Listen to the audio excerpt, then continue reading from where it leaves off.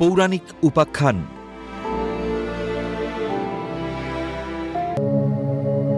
কুরুক্ষেত্রের যুদ্ধে কৌরব পক্ষের কোন কোন প্রধান যোদ্ধা নিহত হয়েছিলেন?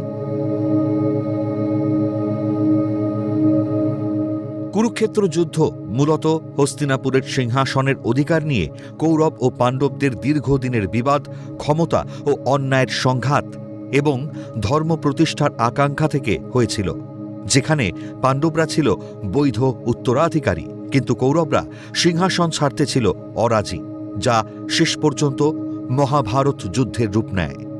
কিন্তু জানেন কি, কৌরব পক্ষের প্রধান প্রধান যোদ্ধারা কিভাবে নিহত হয়েছিলেন? কার হাতে তাদের মৃত্যু হয়েছিল? আজ জানাবো সেই তথ্য।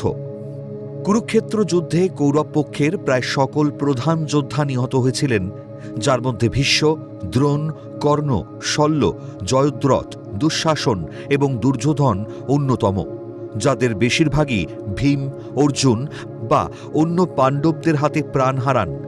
তাদের মধ্যে দুর্যোধনও শেষ পর্যন্ত নিহত হন। কুরুক্ষেত্রের যুদ্ধে কৌরব পক্ষের প্রায় সকল প্রধান যোদ্ধা ও রাজকুমার নিহত হয়েছিলেন। 18 দিনব্যাপী এই যুদ্ধে কৌরব বাহিনীর প্রধান প্রধান নিহত যোদ্ধাদের নাম উল্লেখ করা হল। ভীষ্ম, কৌরব বাহিনীর প্রথম প্রধান সেনাপতি। 10ম দিনে শিখণ্ডীকে সামনে রেখে অর্জুনের তীরের শয্যায় তিনি শরশয্যায় শায়িত হন।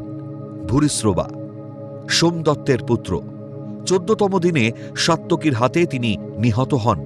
জয়দ্রথ, সিন্ধুরাজ ও দুর্যোধনের ভগ্নিপতি। 14তম দিনে অর্জুন তাকে হত্যা করেন। দ্রোণাচার্য, কৌরবদের দ্বিতীয় প্রধান সেনাপতি। অশ্বত্থামার মৃত্যুর খবর শুনে যুধিষ্ঠিরকে ধরার চেষ্টা করলে যুদ্ধের 15তম দিনে ধৃষ্টদ্যুম্ন তাকে হত্যা করেন। দুঃশাসন, দুর্যোধনের ভাই। যুদ্ধের 16তম দিনে ভীম তাকে হত্যা করেন এবং তার বুকের রক্ত পান করে নিজের প্রতিজ্ঞা পূরণ করেন।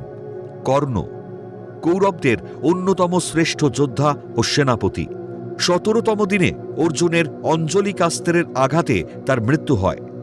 শকুনি, কৌরবদের মাতুল। যুদ্ধের 18তম দিনে সহদেব তাকে হত্যা করেন।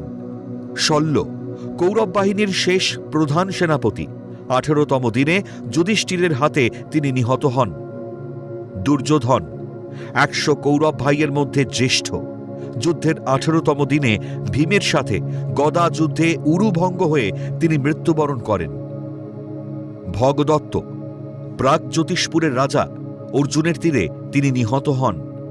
কৌরব রাজকুমারগণ, দুর্যোধনের বাকি 98 জন ভাই বিকর্ণ, চিত্রসেন প্রমুখ সকলেই ভীমের হাতে নিহত হন।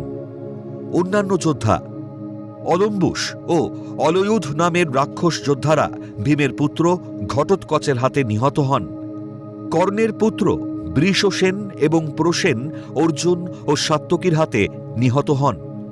একমাত্র অশ্বত্থামা, কৃপ, কৃতবর্মা এবং যুযুৎসু এই অল্প কয়েকজন যুদ্ধ থেকে জীবিত ফিরেছিলেন।